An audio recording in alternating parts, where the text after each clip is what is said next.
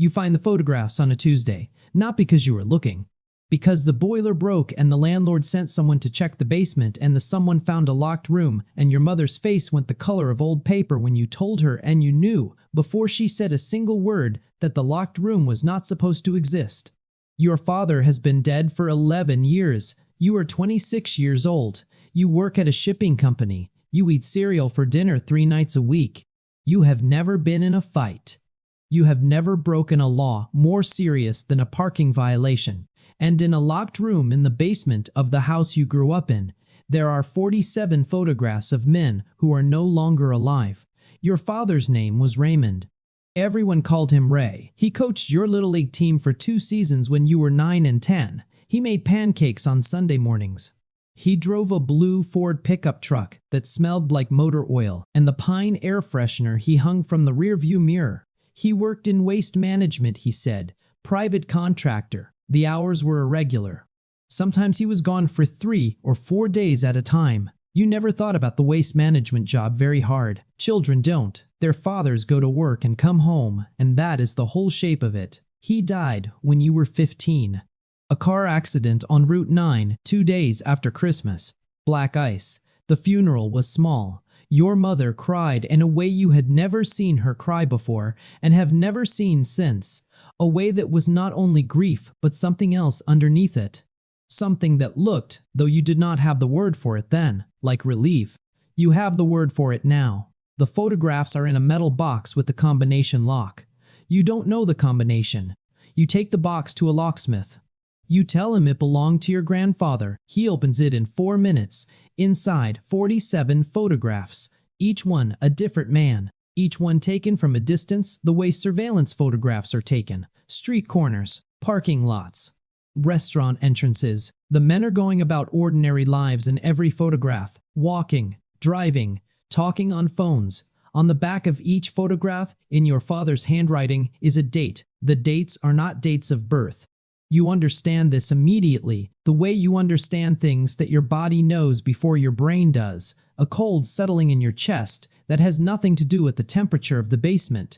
The dates are the last dates these men were seen alive. You go home and you sit at your kitchen table for a very long time. You think about the Sunday pancakes, the Pine air freshener, the Little League coaching, the irregular hours and the waste management job and the 3 and 4 day absences and the way your mother cried at the funeral with relief underneath the grief.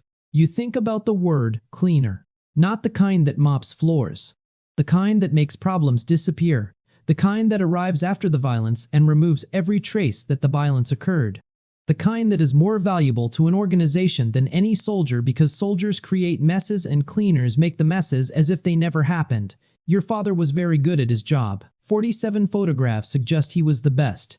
You call your mother that night. She answers on the second ring. Her voice is exactly as it always is, warm, a little tired. She asks if you have eaten dinner. You tell her you found the room. There is a silence that lasts long enough that you count to 7 inside your head. Then she says, "I was wondering when that would happen, not if, when." She has been waiting 11 years for this phone call. She tells you on a Sunday. You drive the 2 hours to her house. She makes coffee. She sits across from you at the same kitchen table where your father made the pancakes, and she tells you the truth in the same calm voice she uses for everything. The voice that you now understand is not calmness, but the practiced steadiness of a woman who has lived her entire adult life alongside something enormous and learned to carry it without letting it show. Your father worked for the Marano family, not at the beginning. At the beginning, he was exactly what he appeared to be. A young man with a truck and a work ethic and a talent for practical problem solving. The Maranos hired him for legitimate work at first. Hauling, disposal, the kind of physical labor that doesn't ask questions. Then one night, a man named Vincent Morano watched Ray solve a problem that nobody else in the room knew how to solve. A significant problem. The kind that required not just physical capability but a specific quality of mind. Calm, methodical, thorough, invisible. Vincent Morano offered him a different kind of work. Your father said yes. He said yes because they were broke. Your mother tells you this without apology or embellishment. They were 23 years old. You were 2. The rent was late. The truck needed a new transmission.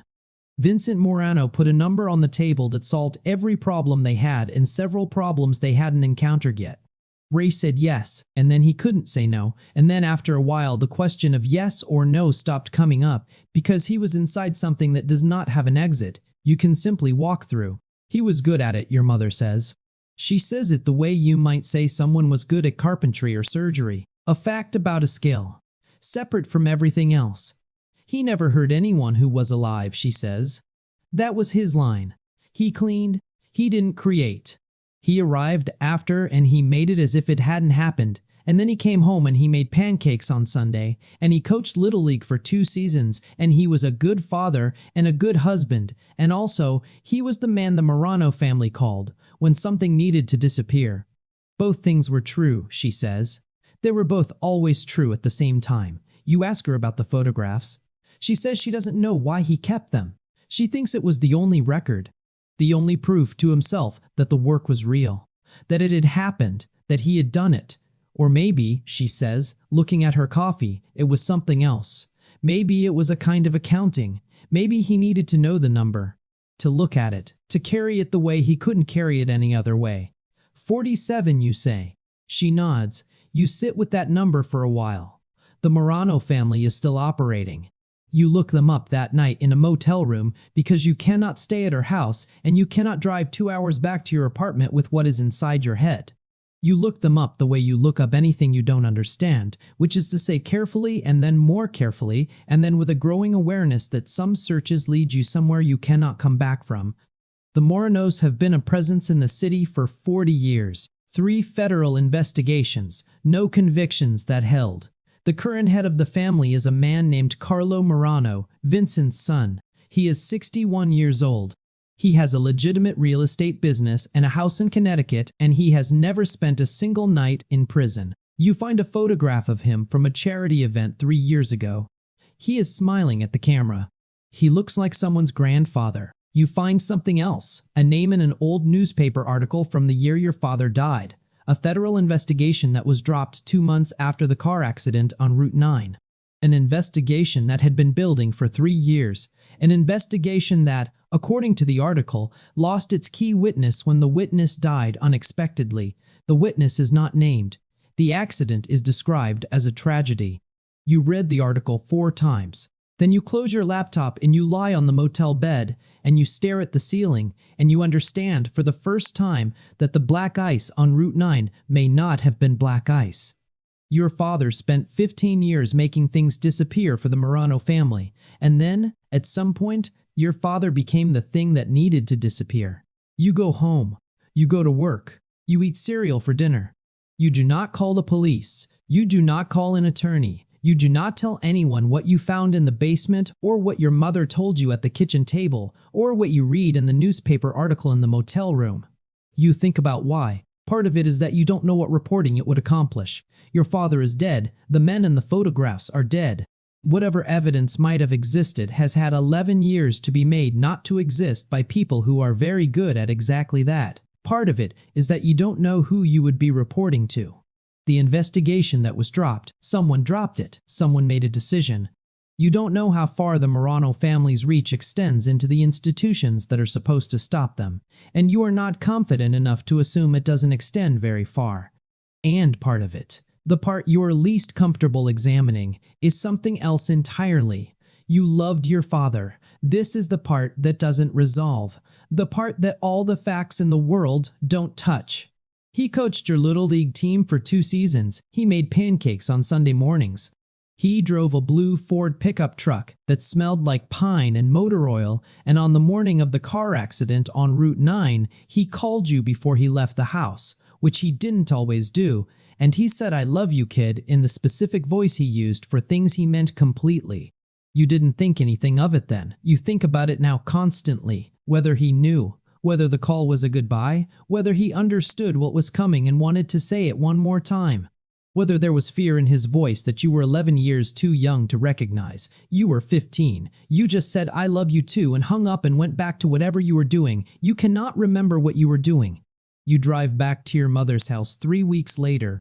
You sit at the kitchen table again. You don't ask her anything. You just sit there and she makes coffee and you both understand that there is nothing left to ask and nothing left to answer, and the two of you are now just people who know the same thing and have to figure out how to continue being people who know the thing. She asks if you are angry at him. You think about it for a long time. No, you say. And then, I don't know. And then, both. She nods like that is the correct answer. Like that is the only answer that is honest enough to be worth saying out loud. She says, he was trying to take care of us. That was always what it was. From the beginning to the end, everything he did was trying to take care of us.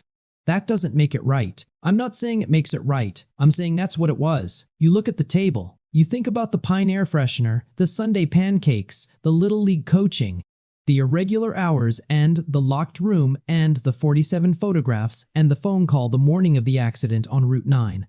I love you, kid. You finish your coffee. You drive home. The metal box is on your kitchen counter now. You haven't opened it again. You don't plan to, but you haven't been able to put it anywhere else either. It sits on the counter next to your keys and your phone, and the cereal boxes, and every morning you look at it when you make coffee. 47 photographs, 47 dates in your father's handwriting, a locked room that was supposed to stay locked, a phone call on a December morning that you answered without knowing it was the last one. You are 26 years old.